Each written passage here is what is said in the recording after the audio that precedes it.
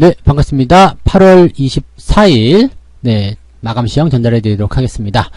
자, 코스닥이 2.5%나 상승세로 마감을 했습니다. 제법 많이 올랐죠? 네, 이제 저점을 잡았다. 뭐 그런 기대감이 좀 나올 수 있겠고요. 우리가 기대하고 있었던 약한 반등 이후에 나타나는 강한 상승 양봉. 자, 이 부분이 나타나게 되면 주가는 추가 상승할 가능성이 매우 높다라고 말씀을 드렸을 겁니다. 딱 그 조건에 부합하는 모습인 것 같아요. 그래서 지난 금요일부터 오늘 아침까지 네, 매수의 포인트들을 계속 잡아갔었던 거 유효하게 지금 작용이 된 것 같고요. 이런 과정 속에서 이제 매수를 통해서 어느 정도 이제 평단가를 좀 낮춘다거나 또는 비중을 확대한다거나 그랬을 경우에 주가가 추가 상승을 하게 된다면 상당 폭의 손실 회복이나 수익 진행이 가능하다라고 보시면 되겠습니다. 그래서 그런 부분에 초점을 많이 맞추시고 시장을 바라보시면 좋을 것 같고요. 일각에서 이제 코로나와 관련된 부분에서 부담감이 좀 많이 생기고 있습니다. 이제 3단계 격상에 대한 이야기들이 나오기 시작했죠. 뭐 당장 하기는 어렵다 뭐 그런 얘기를 일단 선을 긋긴 했습니다만 분위기가 이제 뭐 계속적으로 나빠진다거나 이번 주 내에 이런 그 수도권 지역에서 어떤 확산에 이제 좀 줄어들게 된다면 3단계 격상이 불가피한 것이 아니냐 뭐 이런 얘기가 나오고 있습니다. 자, 근데 이렇게 된다면은 이제 경기에 대한 부담감들이 굉장히 많이 생기거든요. 경기가 이제 상승하지 못하는, 즉 회복이 다시 둔화되는 그런 모습으로 갈 수밖에 없기 때문에 사실 이제 경제적 타격을 입게 되면 외국인 투자자들 입장에서는 한국 주식을 사기가 조금 애매하거든요. 그런데 오늘은 외국인 매수가 들어왔다는 이야기죠. 3단계로 격상이 될 수도 있는 상황에서 외국인들이 매수를 했다. 약간은 주목해봐야 되는 내용이 아닐까 생각이 듭니다. 그래서 거기에 대한 이야기도 같이 풀어보도록 하겠습니다.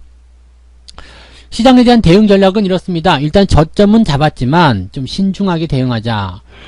저점을 잡긴 했지만 뭐 강하게 상승할 수 있는 포인트들이 아직 나타나지 않고 있고 또 그런 것들을 뒷받침해 줄 수 있는 어떤 재료들, 그런 것들이 아직은 나타나지 않았습니다. 물론 이제 확진자 수가 줄어들게 되면서 뭔가 기대감이 생기긴 했습니다만 휴일을 끼고 있기 때문에 그럴 수 있다 이렇게 얘기가 나오는 거죠. 그러니까 추가적으로 확진자가 어떻게 되는지, 계속적으로 감소세를 보일 것인지, 아니면은 이제 더 늘어나지 않을 것인지, 이 정도 수준이 나올 것인지, 이런 부분들 보셔야 된다는 이야기죠. 만약에 이제 우리가 원하는 대로 확진자가 좀 줄어들게 된다거나 그렇게 나온다라면 이제 뭐 좀 더 강한 주가 상승 정도를 기대할 수 있을 것 같은데 당장 현실에서는 그럴 것 같지는 않죠. 그래서 신중하게 뭐 만약에 이제 이 확진자에 대한 어떤 부담감이 생기게 된다면 주가가 상승하기보다는 눈치 보는 그런 흐름으로 가게 될 가능성이 굉장히 높습니다. 이제 8월 윈도우 드레싱이 있기 때문에 어느 정도는 좀 회복해주는 것이 맞지 않겠는가 생각이 되는 부분이긴 한데 그 부분도 조금 더 살펴보면서 진행을 해보도록 하죠. 자, 차트 보면서 설명 이어가도록 하겠습니다. 차트상에서 본다라면 지금 코스닥 같은 경우가 2.46%, 2.48%네요. 그래서 강하게 올라왔고요.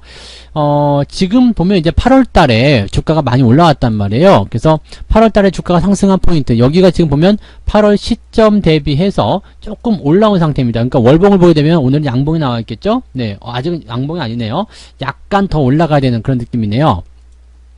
자, 그렇다면 8월 시초가 대비해서 현재 주가의 수준이 그렇게 뭐 높은 상황이 아니다. 요 정도 내려왔군요. 그래서 높은 상황이 아니다라고 볼 수 있겠죠. 그러면 일단은 8월 한 달 동안의 포지션을 좀 생각해 본다면 시점이 일단은 8월 시작점부터 시작해 가지고요. 그 다음에 꼭지점까지 했을 때 요 수익률이 분명히 있을 거란 말이죠.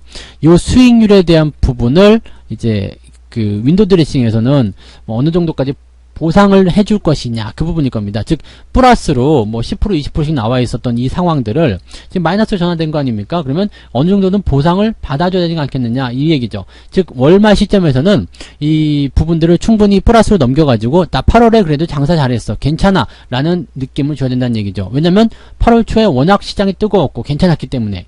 그렇다면 주가가 추가 상승을 보이게 됐을 경우에 820 넘어가겠죠. 830, 840포인트 정도까지는 충분히 가능성을 봐야 된다라고 보시면 되는 겁니다. 그래서 뭐 저점에 대한 이 포인트를 본다라면 절반 구간이 820에서 830포인트 정도이기 때문에 뭐 조금 더 올라가면 애매할 것이다 싶기도 하겠습니다만 만약에 윈도우 드레싱을 생각한다라면 840포인트 정도까지도 한번 노려볼 만하다라고 보실 수가 있다는 이야기죠. 자, 오늘 분봉 같은 걸 살펴보게 되시면 주가가 쉬지 않고 계속 올라갔습니다. 아침에 조금 떨어졌다가 움직이는 모습이 좀 있었습니다만 그래도 바로 회복하게 되면서 주가를 쭉 당겨 올라가는 모습. 그래서 오늘은 아침 일찍부터 매수가 좀 들어갔어요. 기억나시죠? 그래서 아침에 9시 한 3, 40분까지 계속적으로 매수를 좀 해드리는 그런 전략들을 좀 보여드렸고요. 마지막까지 주가가 훌륭하게 잘 마무리가 됐다라고 말씀을 드릴 수가 있겠습니다. 자, 이런 시기에서는 여러분들도 매수를 아끼지 말고 같이 들어가시면 좋죠. 그러니까 즉 저점이 확보된 상태에서 매수가 들어가는 거, 그것만큼 더 좋은 것은 없다라고 보시면 되겠습니다. 자, 종합주가지수 보게 되시면 마찬가지예요. 지금 저점을 아래쪽으로 형성시키지 않고 여기 지난 목요일에 저점으로 생각을 하고 있는 것 같습니다. 근데 지금 보면 이제 코스피 같은 경우는 월봉상에 양봉이 발생이 됐죠. 그래서 추가 상승이 계속 나타나는 거고요. 월봉상 모습은 굉장히 좋습니다. 근데 오늘 이 월봉사의 포지션을 보게 되면 직전 고점대에 부딪히는 형태로 약간의 저항을 좀 받는 모습이겠죠. 그러면 지금 현재 주가의 가장 강력한 지지선은 2200포인트고요. 그리고 이 사이 구간 2500포인트, 여기 이 매물대 이 사이 구간에 위치해 있으면 된다라고 보시면 되는 거거든요. 자, 그렇다면 지금 시점은 2200포인트 가장 강력한 지지선, 위쪽 라인대 저항선 한 절반 정도까지 반등한다 그러면은 2200, 2350 그 정도까지 나오겠죠. 그리고 여기를 이제 저점으로 생각해 본다면요. 저점의 기준을 만약에 지난 목요일에 저점을 생각한다면 요정도, 네, 요정도까지 상승할 수 있습니다. 그래서 2370에서 2400 조금만 더 저걸 한다면 요정도까지도 가능하다는 이야기죠. 그러니까 기준점은 어디에 둘 것이냐가 좀 중요하긴 하겠습니다만 지금은 이제 과매수가 해소된 상태에서 매수 쪽에 어떤 포지션이 나타나고 있고 또 외국인들이 들어오면서 대형주들을 밀어준 형상이 나타났다면 주가의 상승 정도는 기대해 볼 수 있는 상황이 아니겠나 생각합니다. 일단 데드크로스가 나오긴 했는데요. 내일 추가 상승이 나오게 된다면 여기서 바로 터닝이 나가게 되기 때문에 저점권에 대한 어떤 데드크로스 이런 부분들은 그냥 단기적 포지션으로 생각하셔도 되지 않을까 생각이 좀 듭니다. 현재는 굉장히 중요한 기로에 있습니다. 뭐 일단 반등에 대한 실마리를 풀었다라고 할 수 있겠지만 이 반등에 대한 실마리를 풀었다고 하더라도요 신중하게 대응해야 되는 것은 변치 않는 전략이다라고 말씀을 드려야 될 것 같죠. 자, 수급 동향을 살펴보도록 하겠습니다. 앞서서도 잠깐 말씀을 좀 드렸었던 것처럼 수급에 대한 부분들을 잘 보시면은요, 외국인들의 매수가 계속적으로 유입이 되고 있는 상태입니다. 외국인들이 지금 거의 2천억 매수가 좀 들어간 상태인데, 아침에 말씀드렸듯이 지속적으로 외국인 매수가 늘어난다. 그래서 2천억 정도만 가더라도 시장이 괜찮아질 거다라는 얘기를 들었는데, 딱 어떻게 2천억까지 딱 갔네요. 그래서 그 정도 포인트고요.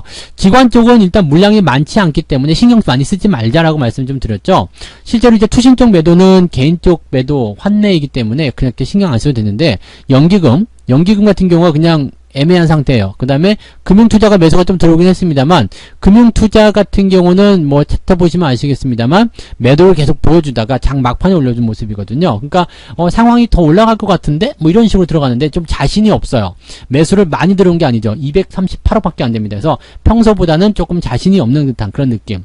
대신에 코스닥 같은 경우는 흐름이 위치를 쭉 끌고 나가는 그런 형태로 가고 있다고 보실 수 있기 때문에 그런 포지션들은 우리가 좀 생각해 볼 수가 있겠죠. 그래서 그런 내용들을 좀 보시면 되겠습니다. 그래서 수급 동향 보시면 뭐 개인들은 매도가 좀 나오긴 했었는데 외국인들 매수와 그 다음에 기관 쪽 이런 포지션들은 일단 시장에는 긍정적이다. 매도가 나오지 않았다. 연기금이 그래도 좀 버텨준다. 이런 쪽으로 볼 수가 있어서 이 대형주 위주 또는 지수를 방어하는 위주 이런 쪽에서는 긍정적이지 않겠나라고 보실 수가 있겠습니다.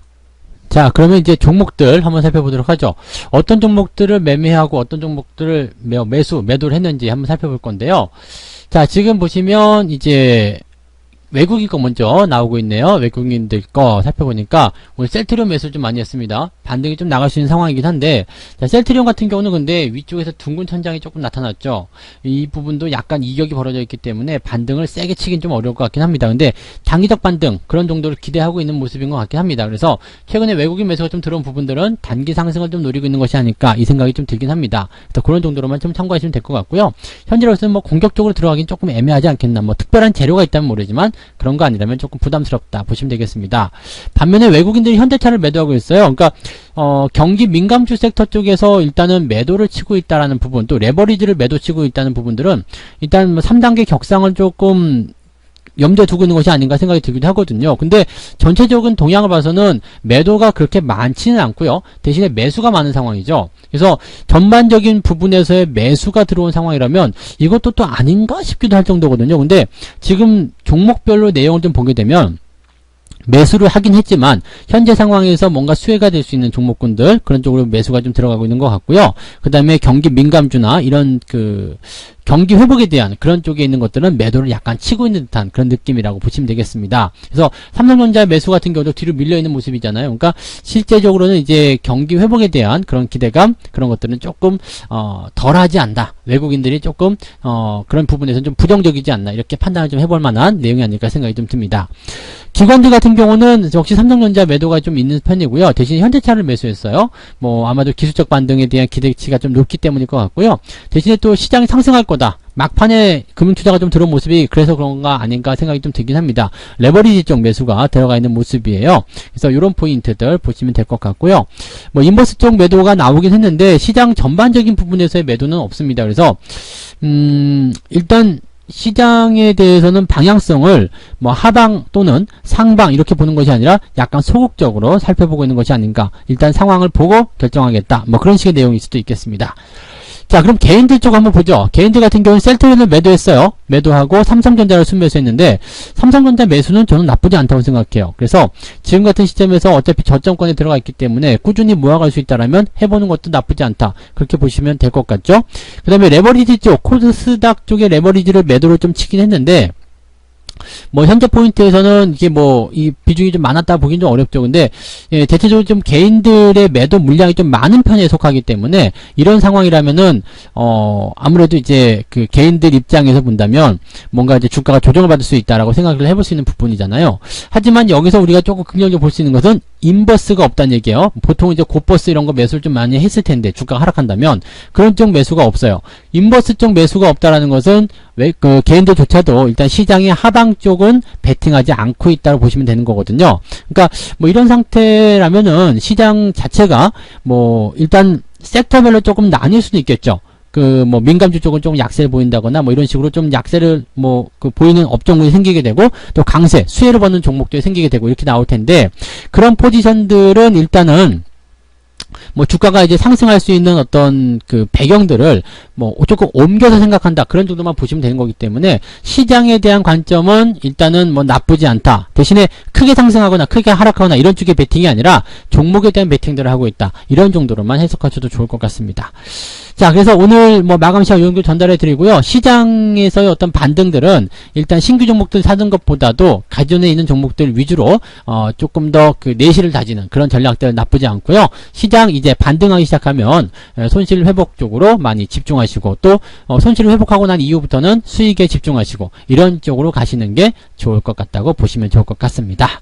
자, 그러면 여기까지 이야기해 드리고요. 저는 내일 아침에 또다시 아침 시황으로 돌아오도록 하겠습니다. 고맙습니다. 본 방송에서 제공되는 모든 정보는 투자 판단의 참고 자료이며 투자의 최종 책임은 본 방송을 이용하는 본인에게 있습니다.